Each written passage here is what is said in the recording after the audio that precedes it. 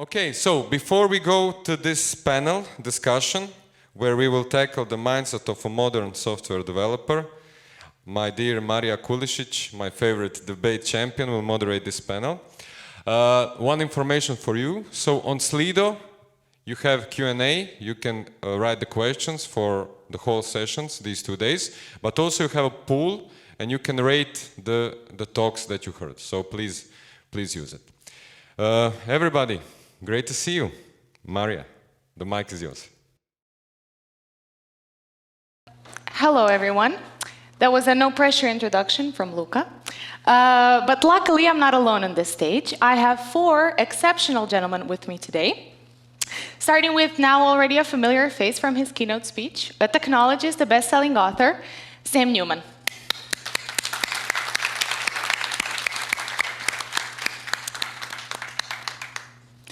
Right next to me is a person that founded his own company in his spare time and then scaled it on an international level, the founder and CEO of Octopus Deploy, Paul Stovall.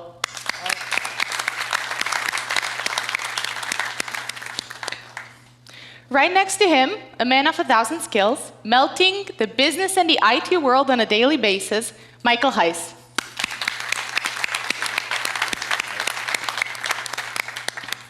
And last but not least, our very own software architect, focused on the human side of technology, Miroslav Čerkes.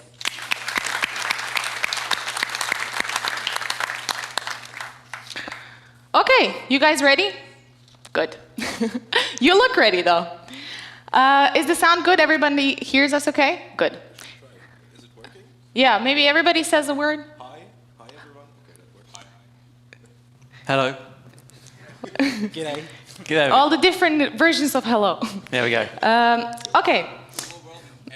Yeah. Okay. Sam, you're already warmed up, so maybe we can throw the first question over to you.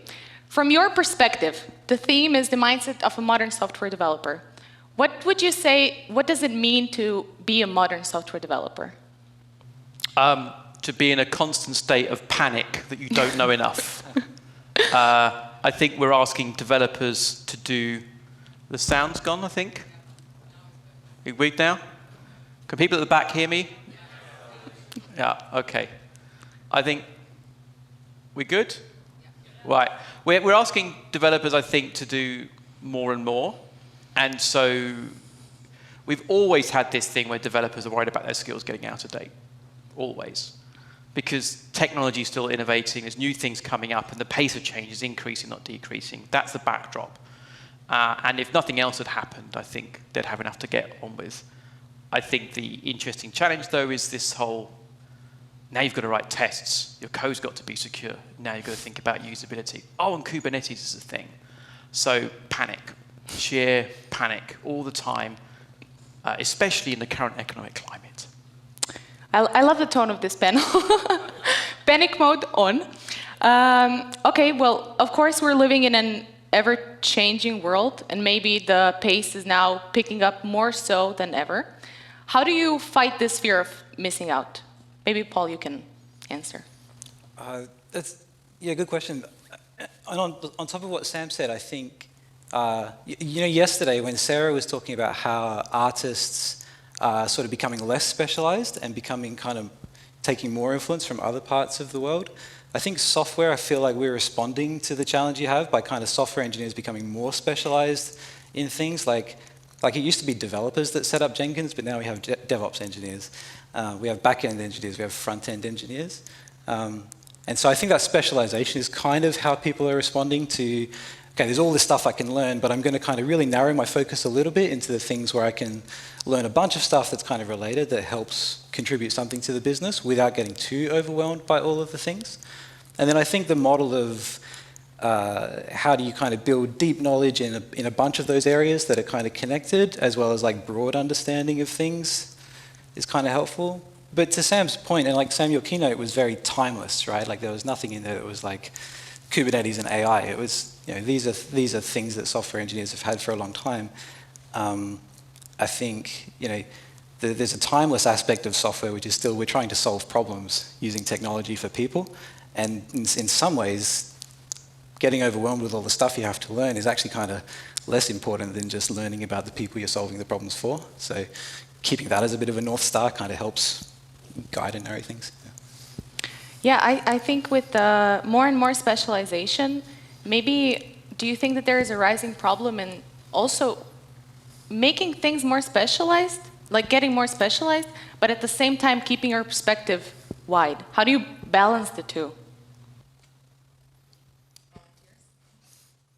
I think one important aspect that modern software developers, software engineers have to identify with the purpose. You were talking about the purpose and autonomy. So I think decision making is a really important point, because in the past we had like scientific management and Taylorism, and people who were intelligent made the decisions for somebody else, and software developers were just doing code. And now they're basically preparing decisions. They need data to do that, and it's less experience-based work. Still experience-based work. Experienced engineering is always great, but even younger people can use data to make great decisions or prepare decisions for the business. So, and that's a big shift, and it has impact on purpose and on autonomy, because I'm not autonomous when I can't make my own decisions. It's a big shift, and you need a lot of tech to do that. So, and that causes a lot of complexity. Yeah, exactly. And with all of this like new technology emerging and the world around us changing, do you also see the relationship between the business world and the IT world changing? On topic regarding like business and technology, you know, when I started, you know, developing, working, and actually in my like first getting into industry, there was like really this big discrepancy between, you know, people that are doing the analysis, what needs to be built, how the business should work, how the application system should work. And there were like these other magical guys or whatever, technologies that would, you know, turn on the editor, whatever, choose the language and do the system. And nobody was thinking, at least in that time, what the system should do, how it should function, what is the use case for that. You know, you would get some wireframe, design code a UI, but none of the developers were really thinking about how this will be used by some end customer, end client, you know, somebody somewhere outside. And I think today the things are shifting, and developers now constantly also need to think about, you know, the usability, how it will work, for whom we are building this software, what business value does it bring. You know, we can code, create awesome architectures, modern, you know, whatever, blockchains, AIs, LLMs, whatever. But if that technology doesn't serve a business value, it doesn't create a business value for somebody, for the end customer, end user, then we are not doing what we need to do. And, you know, developers, architects, you know, in general, IT people need to start thinking and start thinking about what is the impact of what they are producing to the outside world. I'd like to add one thing. There's another aspect of value, your own work environment. So that's something which is kind of getting trendy at the moment, platform engineering, DevX, and stuff like that, so that you can sustain delivering value. So balancing business value, customer value, and your own value of your own work environment is, I think, a hard job that's part of modern software engineering. Yes, but we can also take this topic one step further and say that, for example, you know, if you are building a platform, actually your customers are the other developers, which you are empowering to do something great. You know, take for example, any like framework or some platform like Kubernetes or something, it builds abstractions. So, and your customers are not, you know, nobody cares that something is running on AWS or Azure or in Kubernetes, or is it in some server inside some basement, you know. As long as it provides value, as long as the application allows me to do what I need to do, nobody cares, you know. But on the other hand, if you have like a developer that needs to develop some complex system and you provide him with the Kubernetes, then this brings value to that developer. So it's just, you need to identify who your customers are. That's a really good intro into the platform engineering theme that we're going to talk about more and more on this conference. Now, you said that it's important to think about the value for the customer. How do you make sure that you're bringing the right value to the customer? We've always had silos. We've always, when you've got a lot of people working on a problem, we break people down. This comes back to the scientific management concept, right, where you could, complex manufacturing process can be broken down into lots of very small, simple tasks. And that flowed into how we think about software development. And historically, a lot of the way we would break apart our problem spaces would lead to, I'm working in a little box, but often as parts of layers, layered architectures and things like this. The problem with those layers is it keeps you away from the customer. It keeps you away from the end user. You don't see them. You don't know what they want. And I think when you've got a big problem, you can't expect a developer to be across all of it. That's not how abstractions work, right? You know, you might want a high-level abstraction over the most of it, and this is the thing I'm focused on. I think the difference is now we're trying to make that space that the developer is focused on more customer-focused. So I've been talking for years about this idea of taking kind of where we might have taken an application and broken it apart into lots of layers like that, where only the top layer would actually interact with the end users, and just saying, well, no, let's just tip it 90 degrees. You're now focused, still have a focus, an amount of complexity that fits in your head, but it's an end-to-end slice where you can have that connection. And we're shifting away from maybe 10 or 15% of the developers having connection with the customer to 80 or 90% of the developers having a connection with the customer. And I think that's being made more easy where you're starting to see organizations that really don't want there to be business and technology, where they want to see, well, the business is the technology. So I think all of these ideas are coming together. So I think that's the shift that is happening. And if you're not doing it, your competitors probably are. Can I add to that? Yes, of course. So we're in the continuous delivery space. Obviously, we focus a lot on it. But I think that's one of the things that's also changed a lot too. So when you think about how do you make something valuable for customers, there's kind of two ways to do it. One is you're just super smart and you figure it out, right, in total isolation. The other is to build something, you know, our highest priority to early and continuous delivery valuable software. We build something, we put it in front of them, we allow them to play with it, ideally, right? Give us some feedback on, is it useful or is it not? We're listening to that feedback, and we've got that great feedback loop going with the customers. And I feel like that's changed over, like I entered the industry in sort of 2004, and that's not how it worked, right? Like how it used to work into the business IT relationship thing was, business kind of hated IT because they'd go to the IT and say, hey, there's a bug. And the bug is really annoying, it's ruining my day. And we say, no worries, it's on the backlog. In 6 months, we will ship something and we'll fix it. It's on our agile backlog. And introduce two new bugs. Yeah, we'll introduce 2 new bugs and we'll change the UI and we'll make it all confusing. And you know, to business, it's like we've lived with this problem for 6 months. We finally got the fix, but you broke a bunch of other stuff. Our trust in you is really low. But when we can turn that same bug fix into, you know, that sucks on Friday, and by Monday we've solved it and we've shipped it and it's in production, now we become this ally. Like the business wants to come to us because we unblock problems and we solve them. And we're handling that firstly by communicating and talking with them, like Sam said, you know, putting more engineers in front of customers. But we've solved that feedback loop problem. And I feel like Agile was all about solving the feedback loop problem for software, but we kind of got a bit distracted with, you know, Scrum and daily stand-ups and all the sort of stuff that you do around the loop. Let's not talk about safe. I get angry.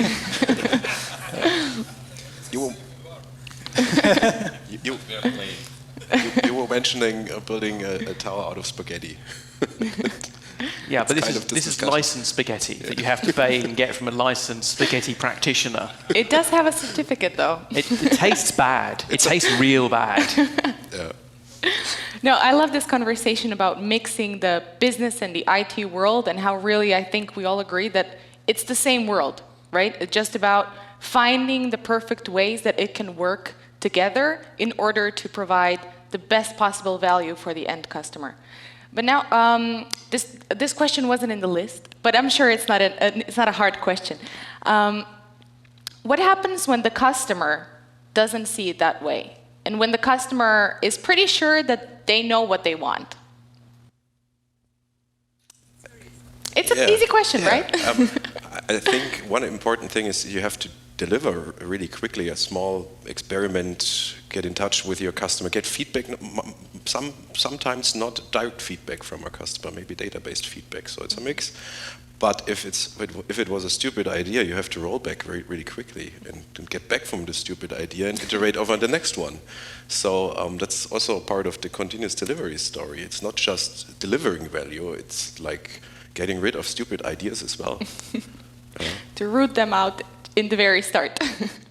Yeah, but also if I add to that, this conversation between business and the IT isn't a one-way street where IT needs to go and approach the business. Business also needs to understand what are the needs of the IT, you know. Especially like in my line of work, when I go in and, you know, customer says, okay, we want this and that, this functionality, that functionality. Okay, there are some trade-offs that are governed by the limitations of technology, because sometimes you cannot do anything. Take, for example, like what Sara was talking yesterday. Oh, only if I had a tool that would enable me to do this. But unfortunately, current level of technology is not such that something like this could be easily built. You know, we may need like 5 more years of research to get to a place where we can do it. But you know, maybe we can do something that is a compromise that can get you maybe 90% of the way there. But we can only do it if you change your requirements just a little bit. And I think more and more it will be like this constant shift and talk between the business and the technology of what is needed in terms of value, but also what is possible from the technology side and what are the trade-offs. Keep talking, but put your microphone down. Yeah. Give me this. It should now work. Can you try that? Test. Okay. From 0 to 2 mics. Yeah, yeah. Yeah, so I was talking about this, talking back and forth between the business and technology. It will adapt, you know, because if there are some, it's usually can be the case that there are some business requirements that can be done, but it's especially costly to do them. You know, there is a saying, they can say, you know, we can build an elevator to the moon, but the question is who will pay for it, you know. But if you have a customer that is willing to pay for it, you know, we can all put in a research and do it, you know. So that's why there constantly needs to be this discussion between business and the IT, what is possible from the technology side, what is cost effective from the technology side, and what will bring value, revenue to the company. Right. I think about the idea of the business being wrong or IT being wrong. There's a couple of things that come down. The first thing is when you're putting something out, it's agreeing about what good looks like. What would success be for this thing? Because you'll often encounter people that have an idea and think their idea is great, and they'll drive their idea forward. And any other ideas are stupid ideas, right? In that environment, and actually you do sometimes need people that are passionate and are driven. There's the old thing, you know, Steve Jobs said if you ask people, you know, what they wanted, they'd have said they wanted a motorized horse carriage, right, rather than actually the automobile. Every now and then you do need to do things that your customers don't know that they need, or maybe even the business don't know that they need. But if you've got, firstly, that trust, where you can try things out, and you have the ability to know what good looks like, that can help. So when you put something out, if this is going to work, what's it going to look like? How are we going to know this is successful? Then you can try putting some other things out. Well, why don't we try this new thing out? Let's get it out there and see. I know you don't think it's a great idea. Can we try it? Can we try it with 5% of our people and see what happens? So having some quantitative and qualitative measures of success for things that you're putting into the hands of the users creates the environment where again, it comes back to this idea of safe experimentation. You can put something out, you know if it's going in the right direction or not. Where so much of product development that I see being done is still based entirely on vibes, which is fine for like a party atmosphere or something, but it's a terrible way to run a company. So I think if you have that, what does good look like? An environment where you can try things, and tech helps, then you can experiment in the live system. I like what you both described there as far as, because I think the customer is never really wrong about the problem or the pain or, you know, the thing they want solved. But I feel like you're both describing a really great partnership with them as far as co-creating that solution. Because if you think of like a software product that you ship, it's like the embodied knowledge of all the people who are thinking about this problem space. And some of that knowledge is coming from the customer, and a bunch of it is coming from you and the team that is building it. But that model of like co-creating and finding that solution with the customer, being super respectful that they definitely understand their problem, if not the right solution for it, and working with you on it, that's really nice. I love this idea of the product being like an embodiment of all of the different opinions and thoughts of all of the people that worked on that product. Essentially, what you get is like value from each of these different opinions and perspectives, right? Combined into one perfect mesh that somehow is a compromise to all, with everyone happy, right? Yeah, which comes to Sam's point about, you know, diverse teams with different experiences, spending time working on problems, because there's so much knowledge that then gets, you know, put into that product, right? Like you look at any product that you interact with, even physical products, there's reasons that, you know, this bottle is shaped the way that it's shaped. There's a whole bunch of knowledge and experience that's crafted that over time. That only comes from teams, to the point about not much software is made by one person, because teams bring so much more knowledge and experience. Yeah, and it ties perfectly back to what you said, how individual play can be beneficial, but really essentially, if there's no other kids on the playground, yeah, pretty soon. Let's just go back a little bit to the panic mode from the beginning, and let's talk a little bit about AI. With AI on the rise, are you more in a panic state, or are you more looking forward to everything in front of us? So when we, there are some statistics about how much time we spend doing code as a software engineer, and it depends on the work environment, but some numbers say like 30%, some are like 50%, more or less feature factory, code mill style. And then you see, okay, we have AI in the place, so we can optimize some things in the space of coding or designing. I think that's designing has really interesting aspects using AI.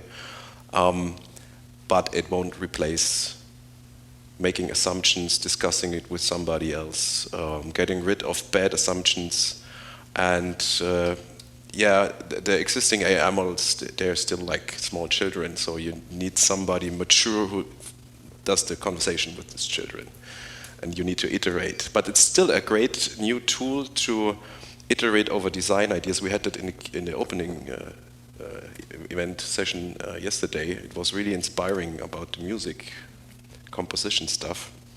So, and basically we had the same conversation. It's like our work changed a little bit like this, so we have somebody to iterate over the first stupid ideas, for example, and then talk with the team. And there's also an interesting additional aspect, automated governance. We can iterate about governance issues with, for example, an assistant, instead of waiting for 3 weeks for a meeting with a governance unit. So we can iterate before this meeting. And that is a game changer in the flow of software engineering teams, I guess. It's great. AI will be great in this environment. Yeah, and you know, like any other tool in the industry, AI is, let's face, just another tool in the tool belt. A toy. Yeah, sometimes a toy, yes. sometimes a tool. Sometimes, yeah, every tool is a toy. Yeah, yeah, but what I'm worried about this is that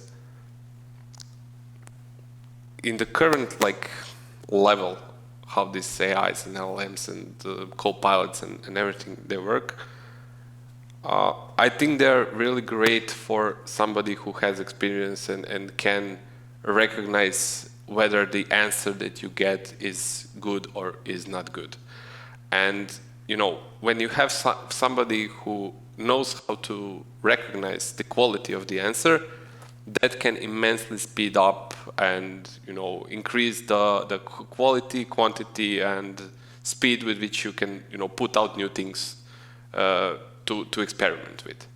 But what I'm concerned is if you are new to the industry, if you are just now like a graduate student coming to, this is your first job, and there are some expectations put up in front of you, and you see your older colleagues in the team that are so much more productive than you, and you say, okay, they're using this tool, maybe I should use it, and those colleagues probably lack the necessary, experience to be able to judge whether or not this answer that they got from the tool is right, wrong, or correct, because there is like no peer review there, because it's, using AI today is a very solitary experience where you are alone talking with this machine.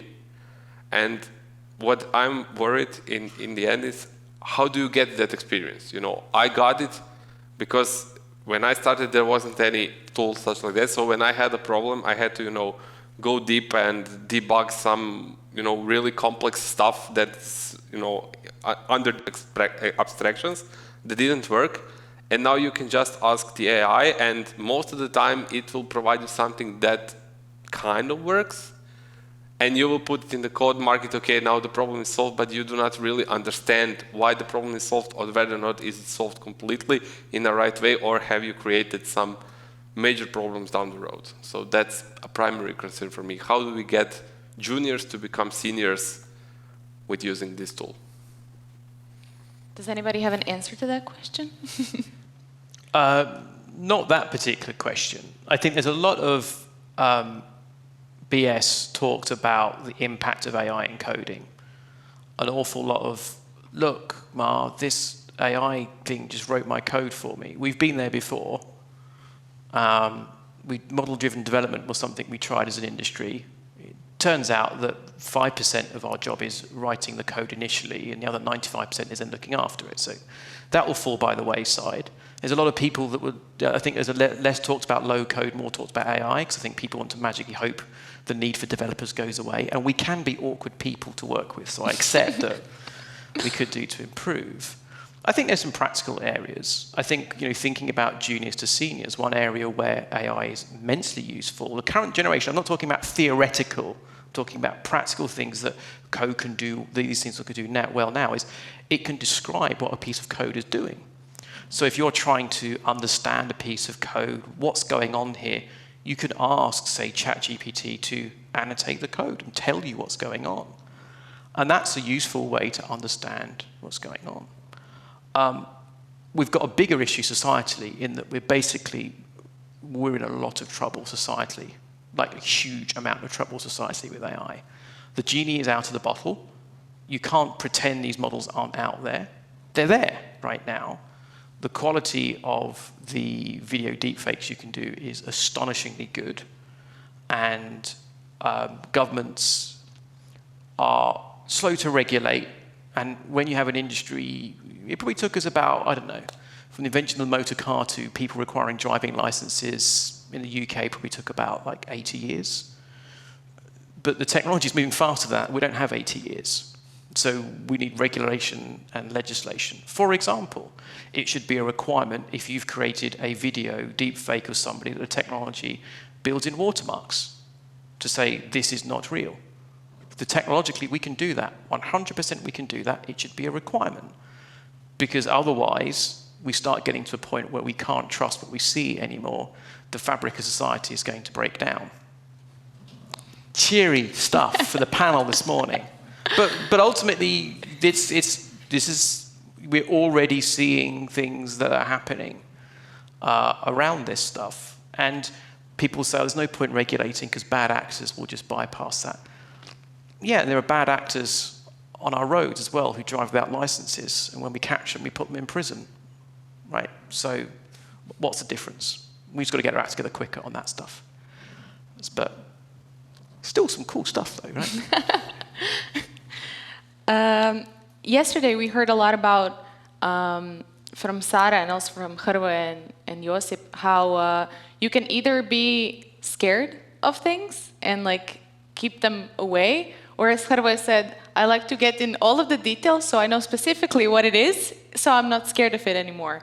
Do you think that the same can be applied to like juniors, but also senior people now starting to play with AI? Do you see some benefits with that exploration?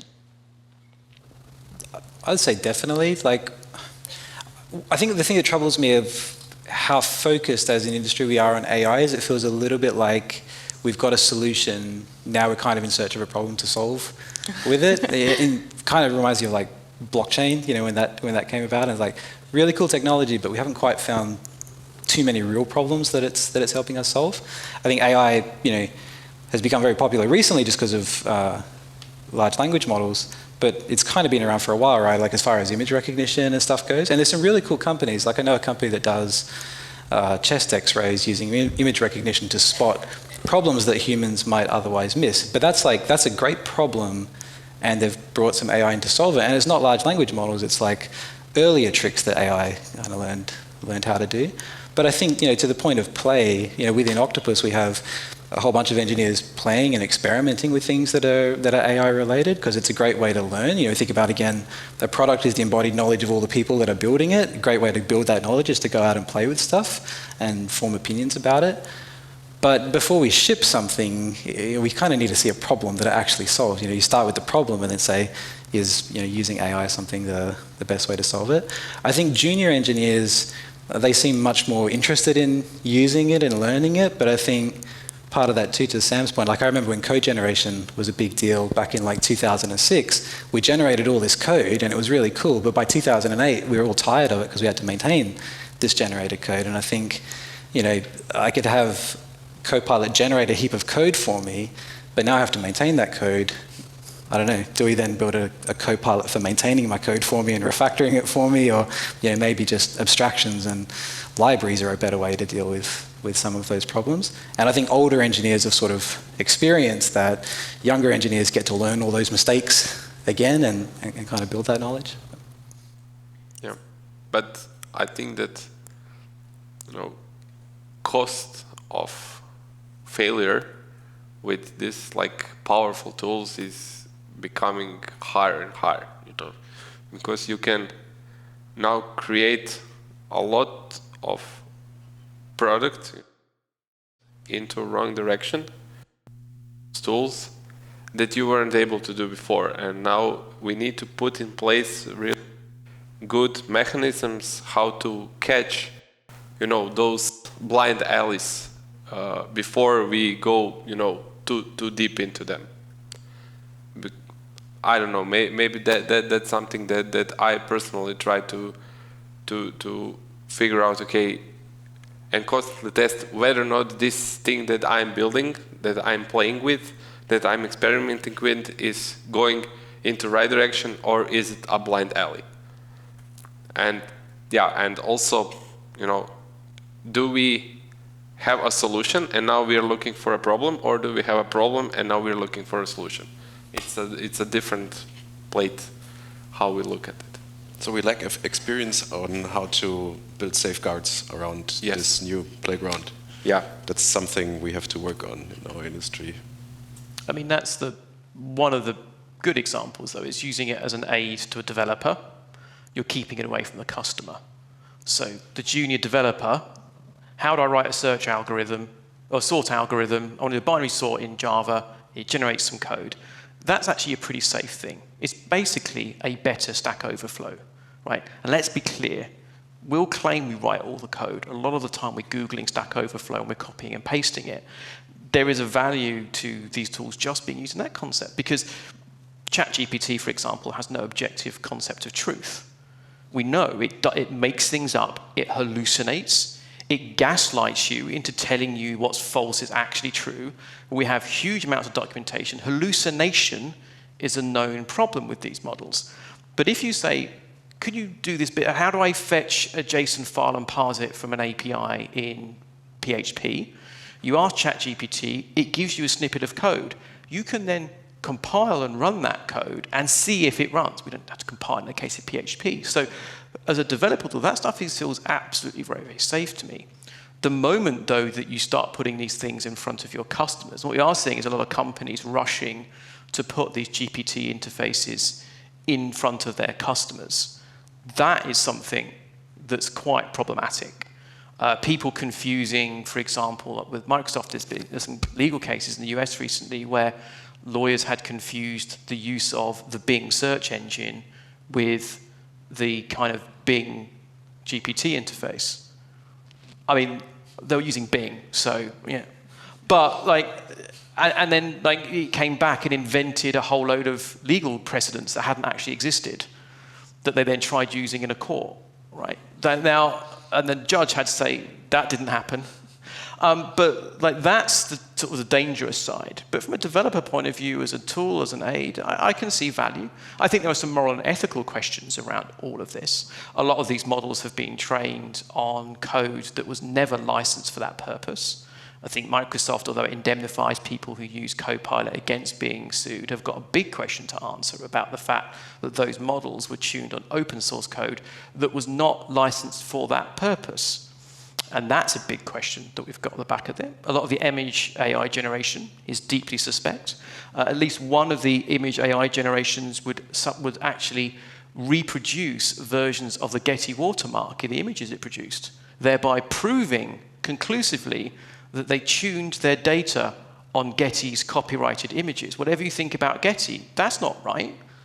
Adobe have done some interesting things in this space. I think it's their Firefly AI image generation. They thought, we're going to solve it.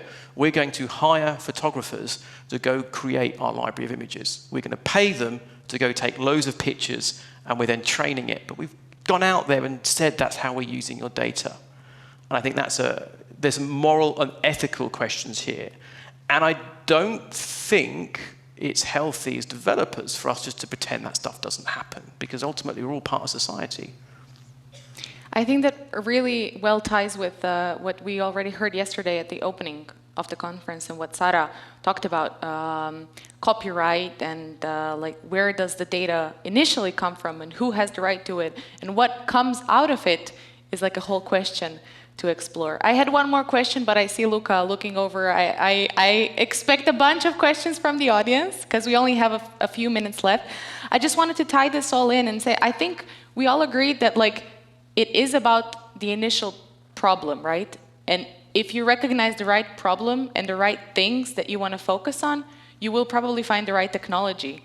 Maybe it's AI, maybe it will be something different. Not blockchain. It's Not blockchain. never blockchain. Guys, thank you so much for this panel. Let's give them a big round of applause.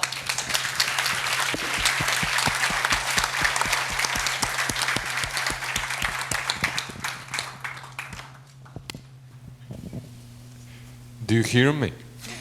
Yeah. Okay, so, of course, a bunch of questions, and thank you very much. But we don't have too much time, so I would just ask one person per question. You can fight each other who wants to answer, you know. So, first question. What is your opinion on dilemma, boring and proven approach versus fun and unproven approach when you have to deliver business value? Who recognized themselves? Boring and proven with the pinch of, Let's say unproven proven, stuff. yeah. Yeah, boring and proven, because if most of the problems that we are trying to solve in our day-to-day like business scenarios is a variation of a problem that somebody else has somewhere solved in a similar way, but it doesn't quite match 100%, so that's why I would say like 90%, take the technology that is proven and put it like a base layer and then build this small innovative stuff on top and see where it goes, so that you have an opportunity to like iterate fast on this. So, and because if you go completely unproven, then you have a lot of stuff that you need to prove that it works. So that's not something that scales. Super. Thank you. Great. So next question. Any tips on how we should introduce this new mindset within the organization, which have been working the same way for years, so how to introduce this, that organizations start going out of their comfort zones? I think you need to stop doing shotgun approaches, like creating space for innovation, where people can play around and try out new things. But on the other hand, at parts of your organization where you have like a stable delivery chain, this part of the organization still needs stability. So you should not mess around too much. And that's a balancing problem, I guess. Thanks. Okay, so talking about fast experiments and quick delivery. This is what a lot of companies say that they strive for, but it ends up in agile waterfall frameworks. So any thoughts on that? Read the Agile Manifesto and understand it.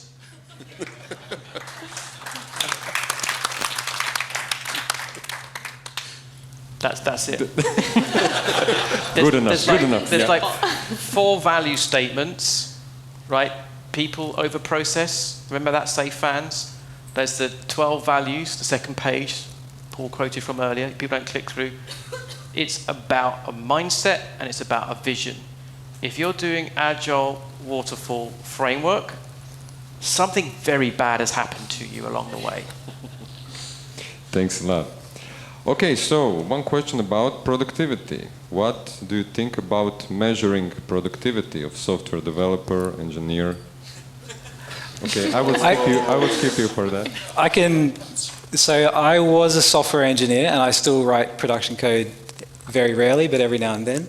Now we have 100 people in our R&D department, some of them are here. And I've struggled with this question for a very long time. It's funny because like I also run a sales team and a marketing team, and you sort of think of those as like non-engineering things, but they're very measurable. Like you can measure market, you can measure sales. Measuring software engineers is sort of impossible, right? Like we're these, scientific engineering people, but don't measure us. There's no measurements that work. I think the best way I think we've found so far is kind of just the delta between what the product was like a couple of weeks ago and what it's like today. And is it kind of getting better? Are we learning? Are we iterating, improving on it? Trying to set a deadline, of like, what are we going to ship at the end of the quarter, is kind of doing the wrong thing because you're optimizing for shipping a thing at the end of the quarter, but not necessarily shipping the right thing, making the product the embodiment of all the ways that we solve the problems. So I found myself focusing less and less on R&D org charts. We don't measure lines of code, or even, I think we pay attention to DORA metrics and stuff as a bit of a signal of things that may be going wrong.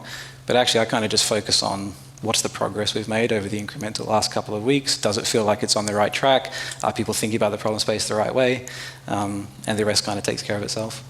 I do need to chime in because I think I agree with everything that Paul said. But I think measuring individuals is poisonous. Yeah. Stop doing that. Measuring teams, how teams are going, I think is fine. The DORA metrics are a great starting point. I would also strongly recommend taking a look at the SPACE framework, which comes from research done over at GitHub. And they're talking about trying to use measurements to more healthily look at the breadth of things that need to be looked at. So read the original SPACE paper by Nicole Forsgren. If you are interested in developer productivity and sort of developer experience, I think it's Abby Noda at GetDX has an excellent, they got on their website, they got a great research index, and they basically collate kind of loads of papers around developer experience, developer productivity. There's a lot of research being done, and that's a great resource, and his mailing list is also a great place. And Kent Beck has also had some great stuff recently about sort of measuring developer productivity. But I would say the SPACE stuff, I think, takes the DORA stuff and puts it into a healthier mindset. Great tips. Thank you. And we have one more question. So it's from a junior developer whose name is Max Griffiths. You will hear from Max soon. But he has a question. Should I go broad? Should I go deep? For my next learning experience as an inspiring modern software engineer, what advice do you have for me making that decision? It depends. I would say my general advice to people early in their career is be incredibly open and say yes to as many opportunities as you can say yes to until you get enough experience to start saying no. I would always go broad. Personally speaking, I think I benefited hugely from being open early in my career because it is a big space for you to explore. I stumbled into doing all the CD stuff by accident because no one else wanted to do it, right? And that's been the thing that's cut through my career for the last 15 years. You don't know what's going to happen. So personally, I think go broad until you know enough to go narrow. I don't think there's a right or wrong answer either, though. Like, you can, I think, follow your own curiosity, right? Like, just follow that white rabbit wherever it leads, and it might lead to going really deep into something that you're super passionate about, and that can create an amazing career as a specialist, as an expert in something. But if it leads you to exploring a lot of other stuff, particularly stuff outside of IT too, that's a really wonderful thing to follow.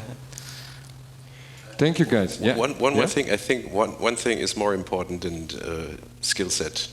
You have to make a decision in the beginning who your customer will be. Do you create tools and platforms for software engineers? Do you want to create software for subject matter experts inside of a business? Or do you want to create digital services for the society, for example? Because it's easier to switch a tool stack on your skills than the knowledge about this kind of target audiences. And I think this choice is more important than the other stuff comes afterwards. I think you helped Max a lot. Thank you, everybody. Maria, great job. Thank you, thank you. There he goes. Thank you.